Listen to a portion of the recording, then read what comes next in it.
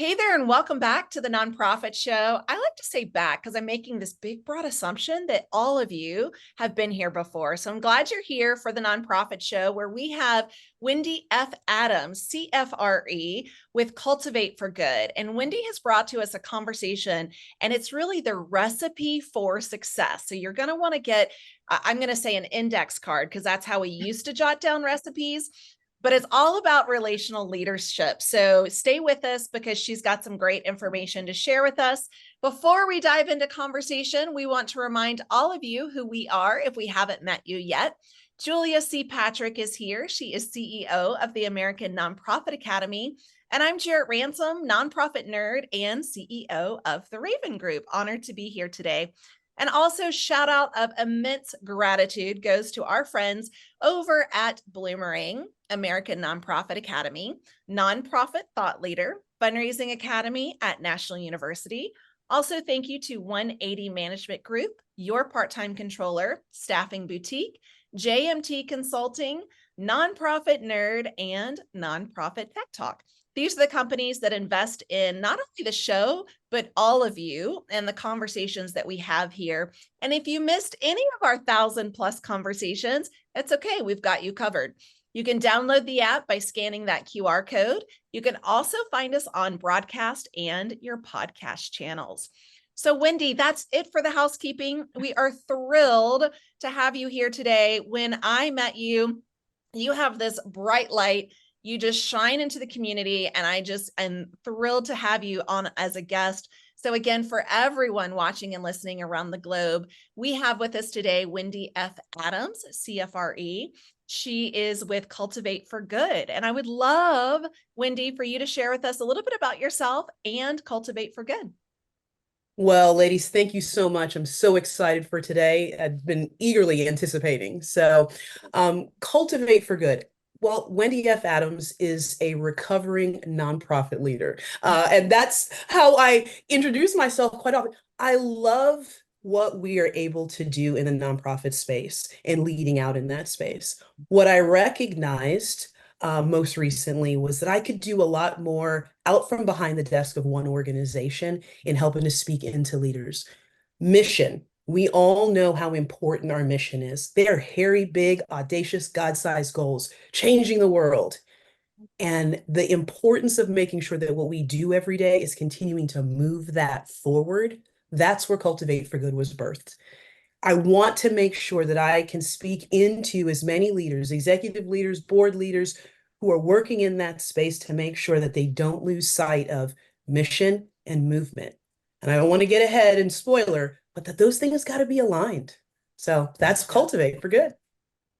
Well, I also love your logo. And for those of you listening and maybe not seeing it's really 4 people, different shades, together in a circle, which to me is so symbolic of a lot. So Wendy, kudos to you. That's a beautiful, beautiful logo. Well, Julia, let's dive in, shall we? Absolutely, because I was telling Wendy and Jarrett this in the green room. When I put this slide together, I was like, it gave me chills because I had to reflect upon this, Wendy, and you kind of point out to start out, leaders drive the progress or they drive the problem. And it's a little bit of both. Sometimes it's, one over the other. And I was like, holy cow. If there was ever something I needed to print off and put on my computer, I loved this. I can't wait for you to share with us what this looks like and what it means to all of us, or what it should mean. Exactly what it should mean. And Julia, it speaks to all of us, or it should, because it's a very intentional space. We can't be passive and think there's no middle ground. You're either moving forward or you're going back. There's no middle ground in this space. And so the elephant in the room, and that's a lot of what Wendy does through Cultivate, is to call that elephant out. We've got to start with, leader, where are you in this space? Be able to be self-aware and recognize where those changes may need to be made. And so a lot of my conversations with leaders, that's exactly where we have to start, is where are you in this dynamic? Quick little story. 7 years old, big girl bike. It was time to take the training wheels off. For anyone who's met me, 5 minutes in, I'm pretty stubborn. I'm going to get it done and I'm going to do it on my own. Yeah. I'm learning, I'm growing, I'm in this space too. And so I was going to take those training wheels off. In the midst of doing that without any help, somehow I reversed what meant go and what meant stop on that bike. And so what I recognized was I wasn't going anywhere. There was no mission of adventure and friends and not getting home on time when the streetlights came on. I'm dating myself because I was not moving forward because what needed to be addressed was there was a problem and I needed help in it. So that's really where we start with this and how important it is for us as leaders to be self-aware, to be authentic, to be open and say, hey, I need help in this space. When you bring this up, when you're out in the community, if you're working with clients, addressing leaders, is this kind of one of those aha moments for a lot of folks? It really is. And sometimes we want to stick it back in the box. Like, yes, but and that's okay. That's the real space that we need to be in. Is it easy to say, hey, I didn't get this right, or I need help in this space? We're not moving forward.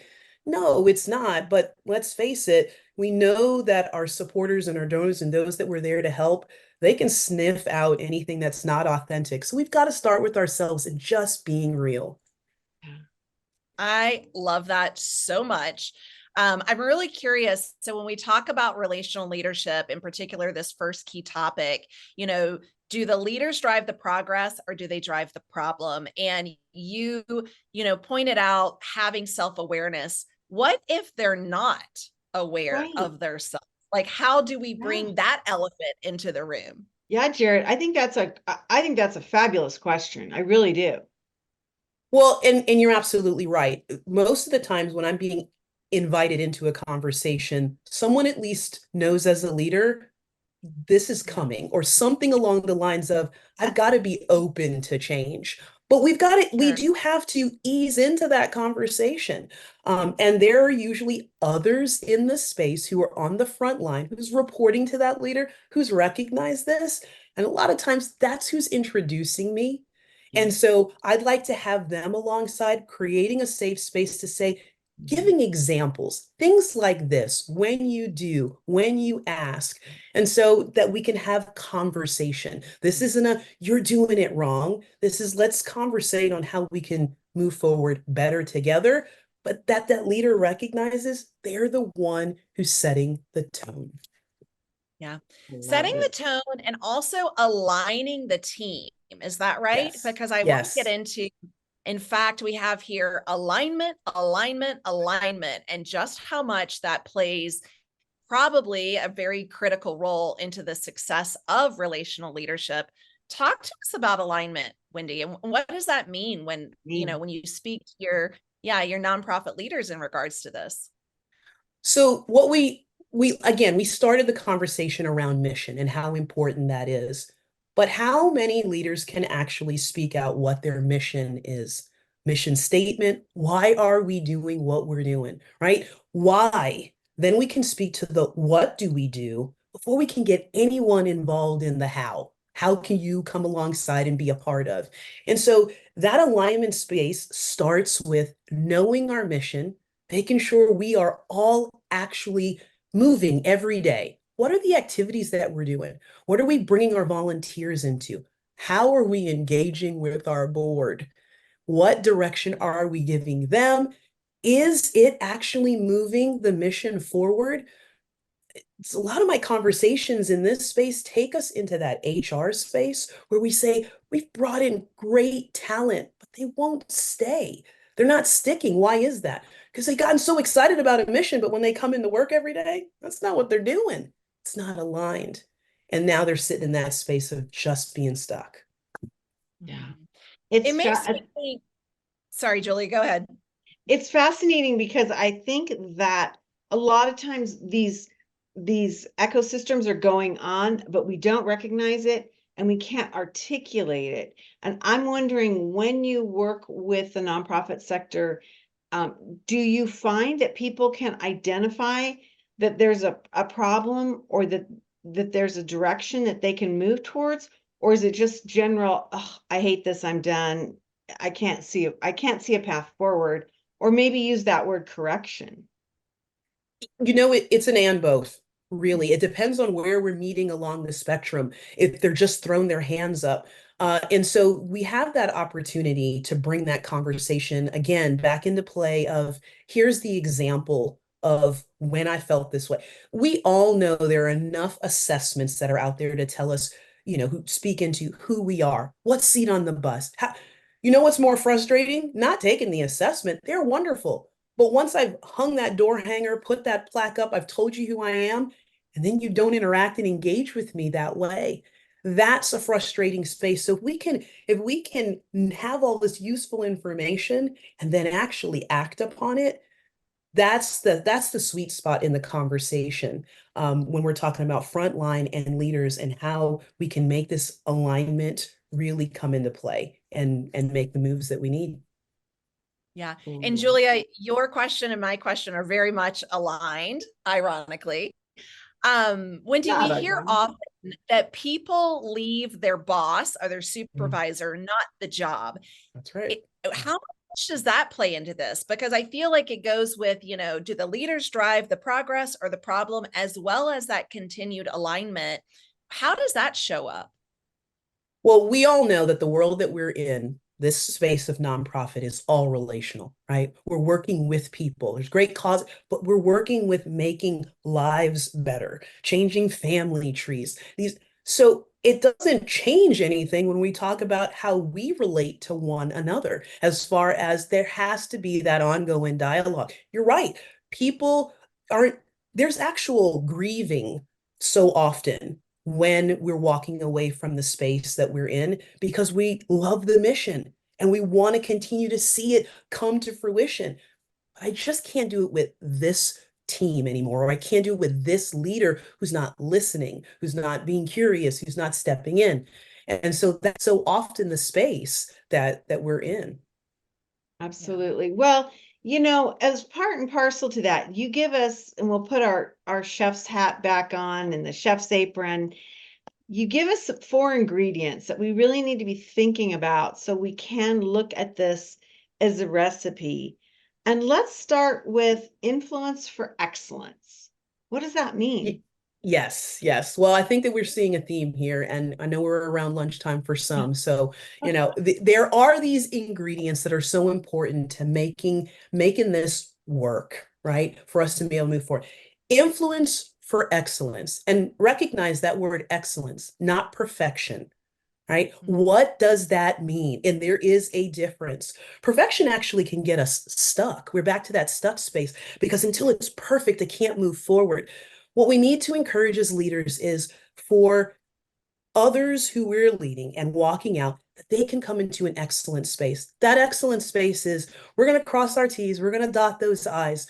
We're also going to create a safe space that says, hey, I need help, or this isn't working, or I don't understand, or why are we doing it this way? And being able to question. We would see that space of, I'm not sure I should be in this room. Yeah, We'd see that significantly decrease. And yeah. that imposter syndrome would come way down if we could really create a space of we're going to be excellent together. And that means what we do after we make a mistake and how we can come together, and not that I'll never make a mistake. And so Yeah. that's where that influence for excellence as a leader really makes the difference in relational leadership.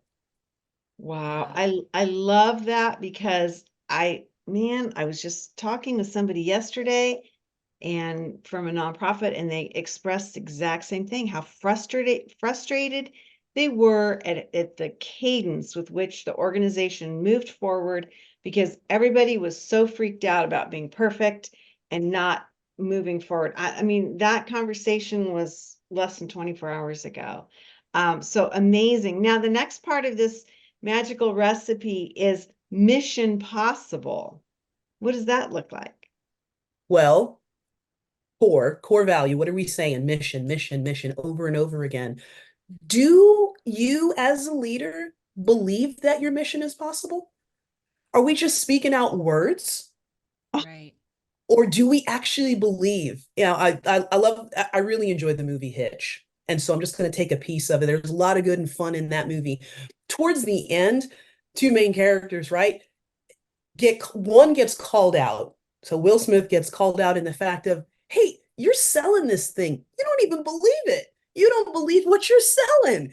And do we actually believe that the mission is possible? We know that a donor and a supporter is going to figure that out really quickly. If we're just spewing words and we don't, well, we've got the internal stakeholders as staff and board who are, it's equally important for them to know we believe that this mission is possible. And that's why we're going to move forward together. So, do you believe that the mission is possible? Can it be attained?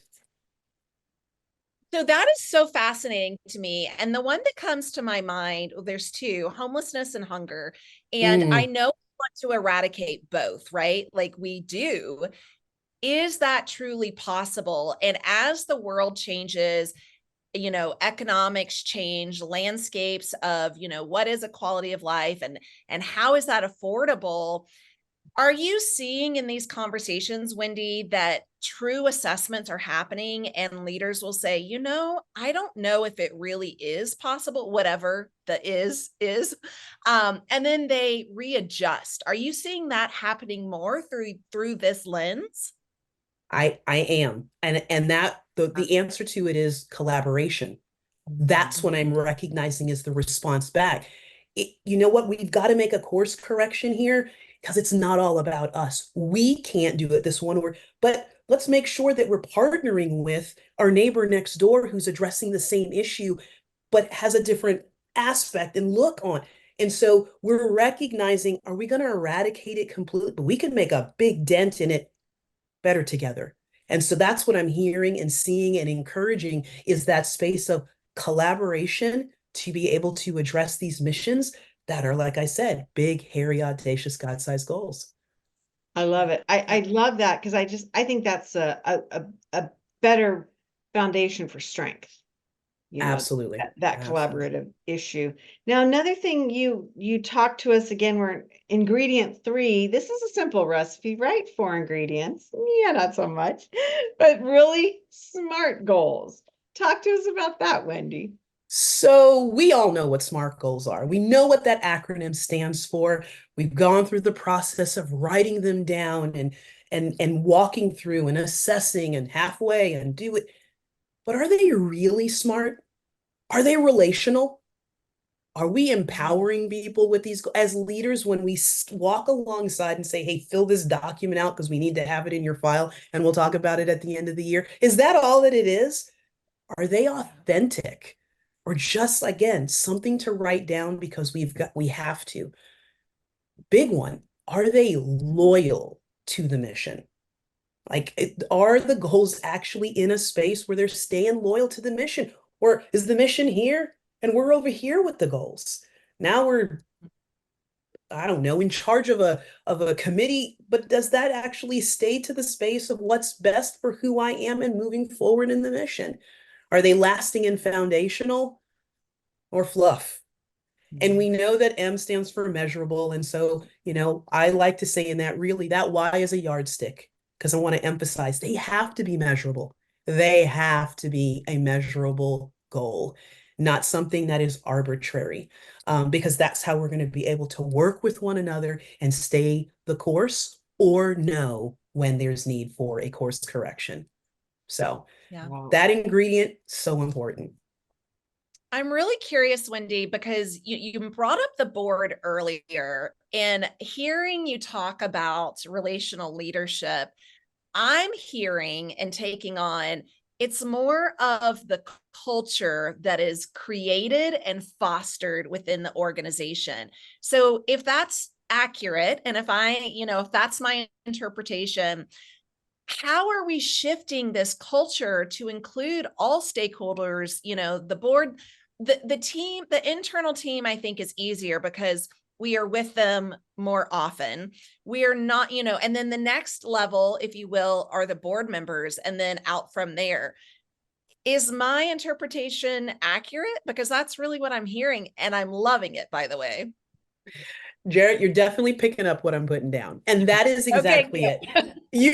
You are. One of the areas that I enjoy that I don't think many of my colleagues do, and for the longest time I ran from, was board engagement, board development, right? We can get in that frustrating space. There are biggest volunteers, our strongest advocates, but please don't ask me to do anything more than come to this meeting. What I've recognized in this space is that we actually have to set those expectations so much earlier. It's not just about someone raising their hand and saying, yes, I'll sit on a board and come to this meeting. Well, what's their time, their talent, and yes, their treasure that they're bringing to the table, and setting those expectations early to change that culture, because that's a big portion of why they are a board member, is to set that cultural tone. Right. And I Yeah, think, absolutely. you're so right, because I think what happens is when you have that misalignment, it's Mm, very easy for that board member to subtly disengage, and they pull yes. back, and then your organization, they're never going to champion your organization, right? They'll kind of row in the same direction, but they won't really be a high producer.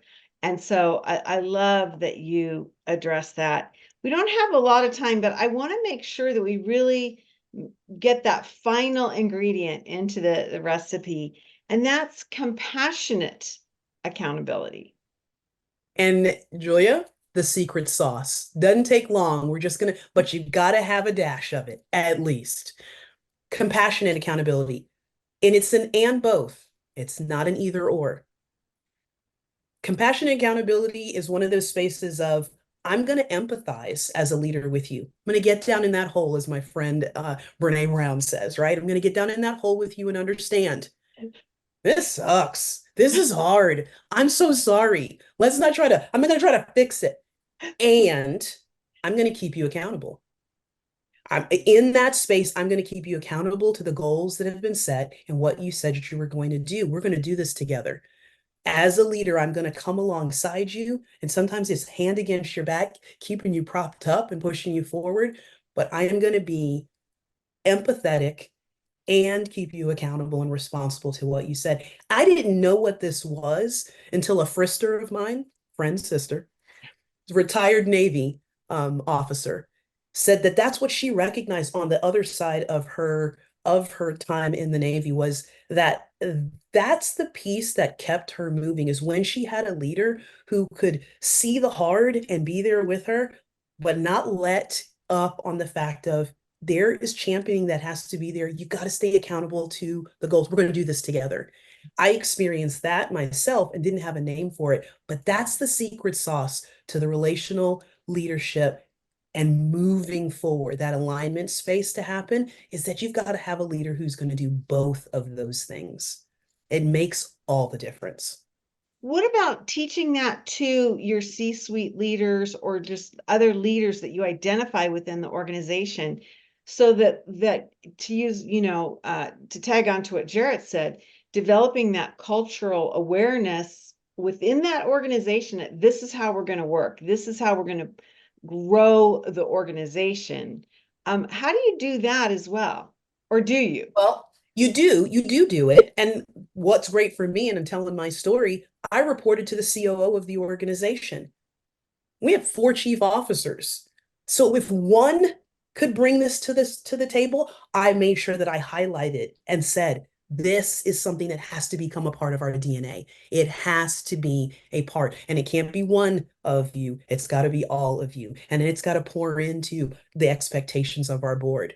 So you speak it out when you see it. And then if you're not seeing it, now that we put a title to it, making that real as an expectation.